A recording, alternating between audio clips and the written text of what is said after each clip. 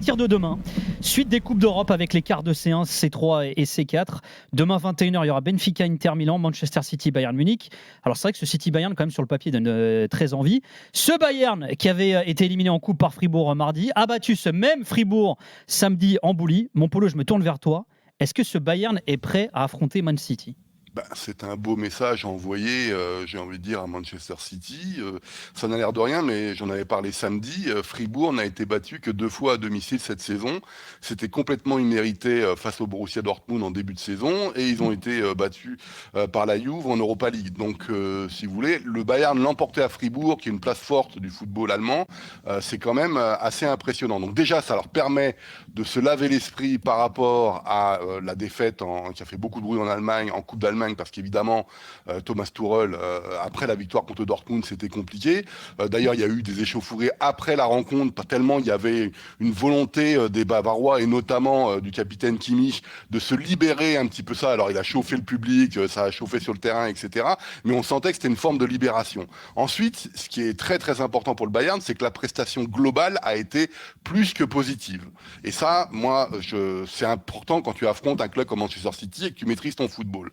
Par contre, encore une fois, les mêmes contraintes qu'on avait sous Nagelsmann, c'est-à-dire qu'il faut énormément d'occasions pour marquer un but, et en plus le but est arrivé en début de seconde mi-temps par une superbe frappe de De Ligt. Donc si tu veux, tu as toujours des points positifs en se disant De Ligt est de mieux en mieux dans cette équipe du Bayern, il marque une frappe extraordinaire, mais on préférait que les attaquants en mettent 3 ou 4 comme ils ont l'habitude de le faire. Et en fait, on se rend compte qu'un Leroy Sané, par exemple, qui fait le plus dur à chaque fois en dribblant les milieux de terrain, en dribblant les défenseurs, et il se l'échoue complètement devant le gardien en envoyant le ballon un peu n'importe où dans les tribunes, etc. Il y a toujours un petit peu, on ne sait pas trop où on va aller avec ce Bayern. Ce qui est sûr, c'est que la prestation globale est très impressionnante de ce qu'a fait le Bayern ce week-end à Fribourg.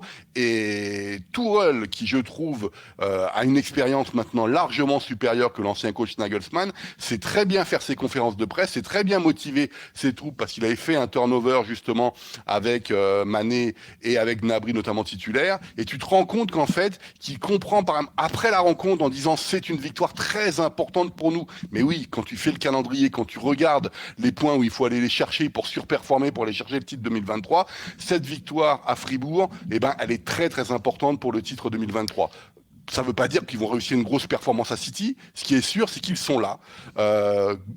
J'ai envie de dire, la seule information qu'on sait, c'est qu'on sera dans une défense à 4. C'est la grande nouveauté depuis l'arrivée de Thomas Tuchel. Donc Pavard, qui joue en défense centrale, finalement, comme Upamecano était suspendu, va revenir et va à nouveau être décalé sur le côté droit. Et ça, je crois que c'est...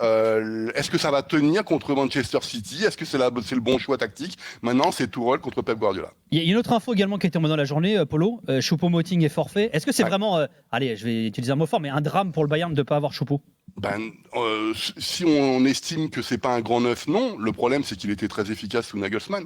Et il était le titulaire parce que Sadio Mané, on se cache aussi un petit peu derrière sa blessure qui fait que, mais c'est pas un flop, mais on n'est pas loin de ça quand même. Sa prestation encore contre Fribourg est pas extraordinaire. On ne sait pas s'il sera titulaire contre Manchester City ou si ce sera Gnabry, parce que Goretzka et Coman étaient notamment sur le banc, donc on sait que Coman sera là.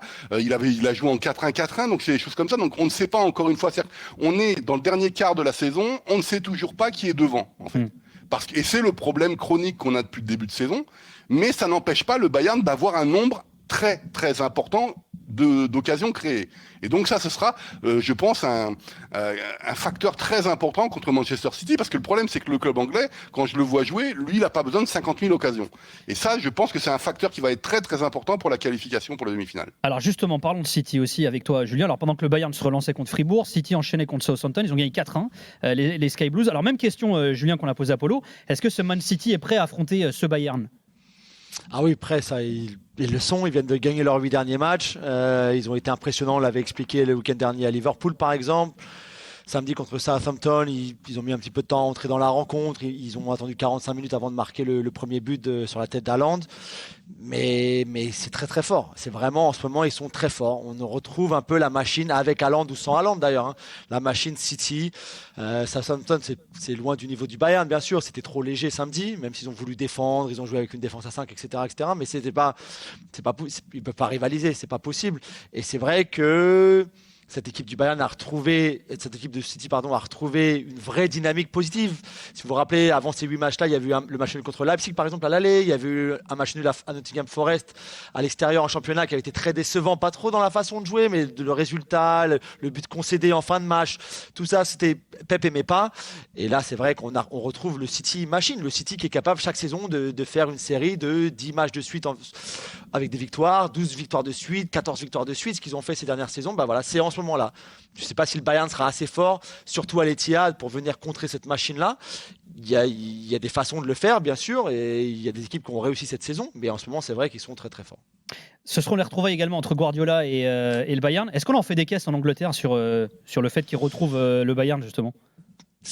On est passé du Pep qui retrouve le Bayern à Pep qui va affronter de nouveau Tuchel. C'est toujours le prisme de l'anglais, quoi. Ouais. Exactement, ça qui a changé parce que depuis que Tuchel était arrivé en Angleterre, si tu regardes les confrontations directes entre Tuchel et Guardiola, si tu prends l'ensemble de la carrière, Guardiola est un tout petit peu, je crois, devant Polo. Je crois que c'est 5 victoires contre 3 pour Tuchel ou quelque chose comme ça.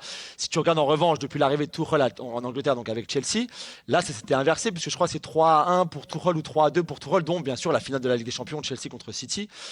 Et donc c'est vrai qu'on parle beaucoup plus maintenant de la nouvelle opposition entre Tuchel et Guardiola. Tactiquement, ce que Tuchel avait fait dans le passé avec Chelsea pour contrer Guardiola justement, que ce soit en championnat ou en Ligue des Champions. Et s'il pouvait faire la même chose avec le Bayern, comment il pourrait faire avec le Bayern pour contrer le City de Guardiola aujourd'hui, enfin demain. Et donc c'est vrai, on parle beaucoup plus de ça finalement que les retrouvailles entre Pep et le Bayern. J'imagine, Polo, qu'en Allemagne, on parle beaucoup des retrouvailles entre le Bayern et Guardiola. Ça avait été tendu quand même, hein, cette histoire. Ça s'était mal fini, du moins. Oui, le problème, c'est qu'on aimerait en parler, sauf qu'on est lundi de Pâques. Et il n'y a pas de journaux. Il n'y a rien du tout.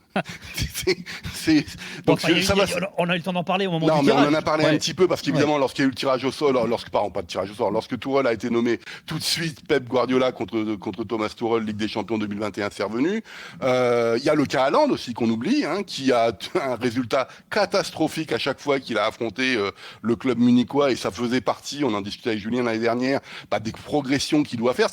C'est bien de battre des records du nombre de buts marqués contre Southampton, tout ce qu'on veut, mais ce qu'on lui demande aussi s'il veut devenir un grand neuf, c'est de mettre un doublé, voire un triplé contre le Bayern Munich et à lui tout seul de qualifier City pour les demi-finales. On parle un petit peu de tout ça, mais c'est vrai que Pep Guardiola, quand même, c'est un phénomène qui a passé 3 ans en Bavière. C'était un formidable coup, évidemment sportif pour le Bayern Munich, aussi économique, parce que ça, c'est des choses qu'on oublie, mais quand Pep Guardiola arrive, il y a des sponsors qui veulent venir tout de suite, etc. Donc là, on n'est plus dans des logiques sportives au premier degré, c'est des choses qui sont très différentes. Sauf qu'on n'oublie pas que Pep Guardiola n'a pas ramené la Ligue des Champions à l'époque où il était au Bayern Munich. Il s'est baladé en championnat, c'était le fameux Super Bayern qui avait commencé avec Jupp Heynckes et ensuite qui avait continué durant les titres 2014, 2015, 2016.